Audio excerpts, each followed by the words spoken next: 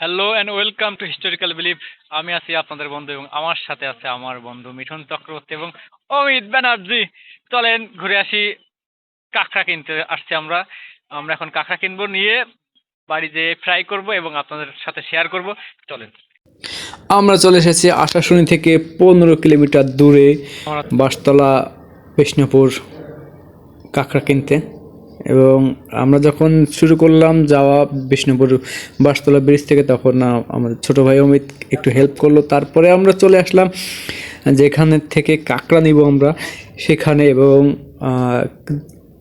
Huge কাঁকড়া এখান থেকেই আর কি আমাদের এলাকার সব থেকে বড় কাঁকড়া ব্যবসায়ী হলো ইনি। এবং এখান থেকে এখন আপনারা দেখছেন যে ইনি হলো কাঁকড়ার গ্রেডিং করছেন, এবং গ্রেডিং করে এক এক গ্রেডের মাল এক এক সাইডে, যেমন হলো মেয়ে কাঁকড়া ছেলে কাঁকড়া আলাদা করছেন, এক এক ওজনের কাঁকড়া এক এক সাইডে রাখছেন আলাদা আলাদা করে। এবং আপনারা জানবেন যে প্রত্যেকটা গ্রেডিংয়ের কাঁকড়ার দামই আলাদা আলাদা।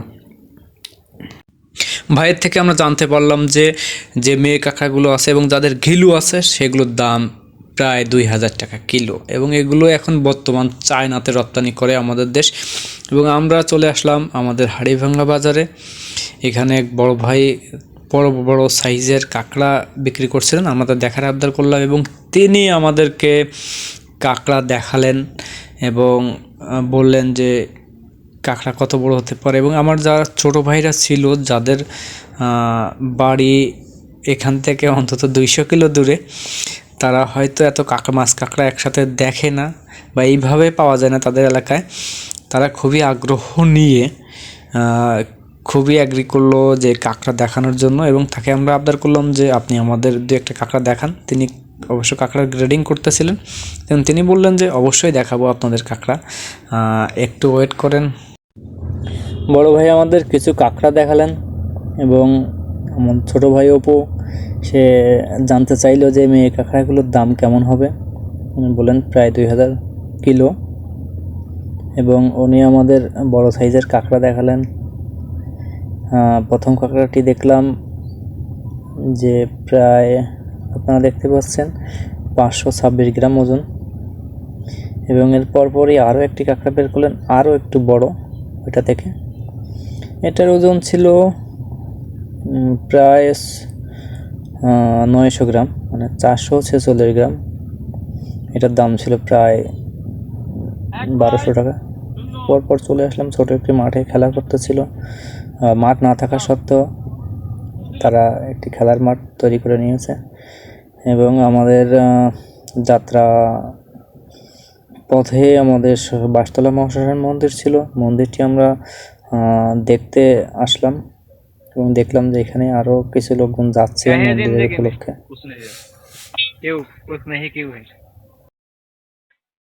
पैसा नहीं है, पैसा का क्या जरूरत है जिंदगी जीने के लिए।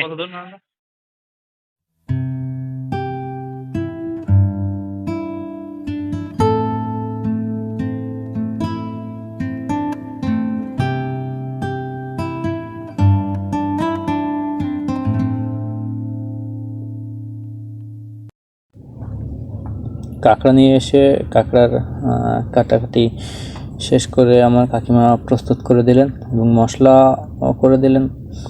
আমরা মশলা করে এক পর্যায়ে আমাদের যে কাজ বা উদ্দেশ্য ছিল সেটা শুরু করলাম।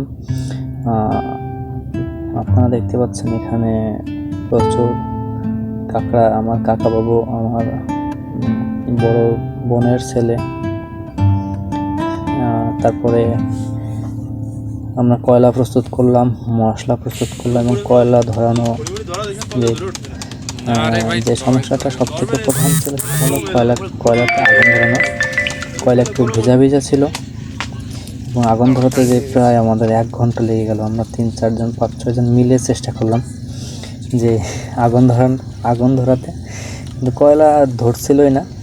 আমরা জানি যে কয়লার আগুন অনেক ধীমে ধীমেই আগুন ধরে, এবং একবার ধরে গেলে তখন আর সমস্যা হয় না, কিন্তু ধরাতে যেয়ে আমাদের অনেক বেগ পেতে হলো। এবং আমাদের ছোটো ভাই অপু, আমার কাকাবাবু, তারা 2 জন হার্ড অ্যান্ড সোল ট্রাই করলো ধরানোর জন্য, এবং এক পর্যায়ে আমরা প্রায় 1 ঘন্টা চেষ্টার পরে আগুন ধরাতে সফল হলাম। এবং আগুন ধরানোর পরে আমরা আস্তে আস্তে বারবিকিউয়ের যে সেট, এটা আমরা দেশি জোগাড় বলতে পারেন, ইট দিয়ে আর সাইকেলের স্পোক দিয়ে তৈরি করে ফেললাম। এবং মশলা মাখিয়ে কিছুক্ষণ রেখে দেওয়ার পরে আর প্রায় আধা ঘন্টা রাখার পর, ম্যারিনেট করে রাখার পরে আমরা কয়লা যখন ধরে গেল পুরোপুরিভাবে, তারপরে দিয়ে দিলাম।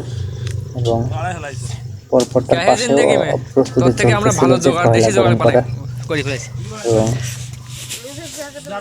এক সাইডে কয়লা গরম হচ্ছিল, অন্য সাইড দিয়ে আমাদের যে ছোট যে 4 ইঞ্চি ফ্যান, সে ফ্যান দিয়েও বাতাস করতেছিলাম যাতে বারবিকিউটা সুন্দর হয়।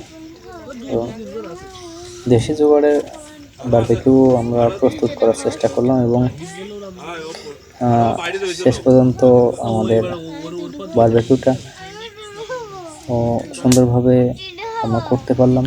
এবং একটা পর্যায়ে লং টাইম ওয়েট করার পরে বারবিকিউ সম্পন্ন হলো। এবং আপনারা দেখতে পাচ্ছেন এখন যে এটা প্রস্তুত হয়ে গেছে, প্রায় খাওয়ার উপযুক্ত হয়ে গেছে। আমরা যেগুলো হয়ে যাচ্ছিল সেগুলো খেতে থাকলাম এবং পরে কয়লা আরো জ্বলতে থাকলো এবং আমরা দিতে থাকলাম। এখন দেখেন যে আপনারা কি পরিমাণে আগুন বা তাপ দিচ্ছে কয়লা থেকে।